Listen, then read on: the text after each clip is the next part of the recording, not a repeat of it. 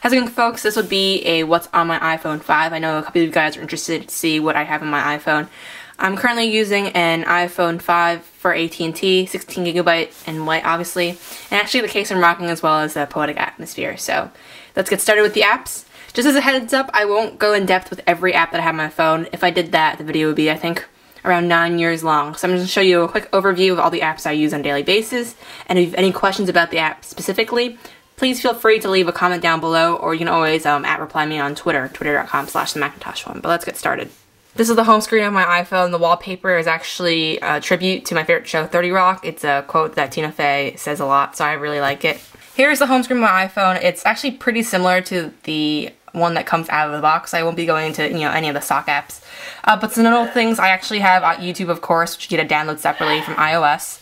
I have a navigation folder, which includes both Apple Maps and Google Maps. I use both just because I really do like the turn-by-turn of Apple Maps, and it's never gotten me lost that way.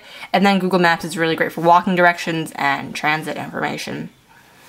Moving on, I also have Facebook and Tweetbot, which are probably the two apps I use the most just for social networking. I also have Evernote, which I use a lot during the school year. I use Evernote to take all my class notes. It manages all my paperwork and stuff, so I rarely ever have paper on my desk. If so, I usually take a picture using my iPhone with a different app, or I scan it in with my scanner. Moving down, I also have Clear, which is a to-do list. I recently replaced my Reminders app with this just because it's a lot easier to put in information. I feel like the Reminders app is a little bit clunky. Down below, I also have Instagram, which is, Instagram, of course. You can always follow me at the Macintosh one. I also have iStudies Pro, which is an agenda book, I guess, for students. You can put all of your different classes, different assignments and stuff. It's really easy to stay organized with this app. I like it a lot. The great thing also is it syncs really well with the iOS calendar, so you can see all of your events and assignments in one page. Moving down below, the next three apps are really used for, I guess, reading the news. First one is Dig. So you should have laughed if I had Dig maybe a year ago or two, but the new Dig actually is just a list of curated stories, which is really awesome. They have some really interesting articles all around the web. Then we have Pocket, which is my Read It Later client. This is probably the other app that I use a lot between my Mac, my iPad, and my iPhone. I just love saving stories that I see across the web and reading them later, maybe right before I go to bed, and Pocket, I think, is the best app to do it. Then I have Flipboard, Google Search app, and then down below is my dock. In my musics folder, I do have the music app, Pocket Cast, which I use to get all my podcasts, Pandora, and then Songza. Moving on to my second page of apps, these are apps that I still use regularly, but not as much as my first page apps.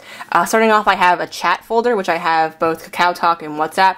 These are group messaging apps, and they're really handy if you have a couple of friends who do not have iPhones and can't use iMessaging. I use both of these apps to communicate with them. Moving on, I have Passbook, Alien Blue, which is the Reddit client that I use, and then moving down below, I have a utilities folder. That includes Airport Utility, which I use for my Airport Extreme, Speed Test, when I like to test how fast the network is, and then Find My iPhone. Moving along, I also have SoundHound, which allows you to, it actually recognizes the song that's playing in the background. I actually like this a lot more than Shazam. Dropbox, and then I have a logins folder that includes like finances and stuff, so I have Mint, 1Password, which manages all my passwords, Chase and Bank of America, which are my two banks, and then, of course, PayPal. Then I have a games folder, so I don't play that many games on my iPhone, if anything. I usually play them on my iPad, but I'm not really a heavy-duty gamer. I like really quick games whenever I'm waiting in line or, need 5 minutes to pass. I usually play a quick round of something here. So starting off, I have Game Center, Tiny Wings, Scribblenauts, Zombieville 2, NFL Flick, Cut the Rope, Temple Run, Game Dev Story, Capcom Games, and I only downloaded this because you're able to download Puzzle Fighter, which is probably my favorite game, Textropolis, Fruit Ninja, Letterpress, Spell Tower, and then Jetpack Joyride. Moving on, I now have a social and photo folder, and these are apps, these are social networks that I don't use as much as Twitter and Facebook, and these are all just like random photo apps as well, and I just put them all together just because usually when I take a photo, I like to share it on a social network. So starting out, I have Tumblr, Frametastic, which is one of those apps that allows you to aggregate a couple of photos into one so you can post them on Instagram. Skype, Camera Plus, 360 Panorama, and you might be asking, can this iOS 6 has built-in panorama mode? I know. I used this app before iOS 6 came out when I traveled to Europe earlier this year, and I took a lot of panoramas, and unfortunately they're in a proprietary mode. So I don't want to delete the app because I don't want to get rid of all the panoramas. I keep it. But they're actually really cool. They're actually motion controlled, and you can actually use the gyroscope in your iOS device to control where you're moving in the panorama. Moving on, I have Foursquare, Facebook Messenger, iPhoto, Fat Booth, which is a crowd favorite, Flickr, and Google+. Moving on, I have 2 shopping apps which I use the most, eBay and Amazon. If you're a student and you have Amazon Prime, you know exactly how I feel. I just use that app way too much to get everything. Moving on, I have Feedly, which is a Google Reader app. I'm not really sure how much I like it. I'm still looking for a really good Google Reader app. I haven't been really happy. I thought Feedly was the answer, but it's having a lot of trouble formatting stories in a really easy to read way, so I'm not really happy about that. Day One, which is a journaling app. Slice, which is really cool. You plug in your email address and it actually takes all the emails, like all the shipping confirmations from Amazon and all other retail merchants, and it gives you shipping information so you can track the shipping, which is really convenient.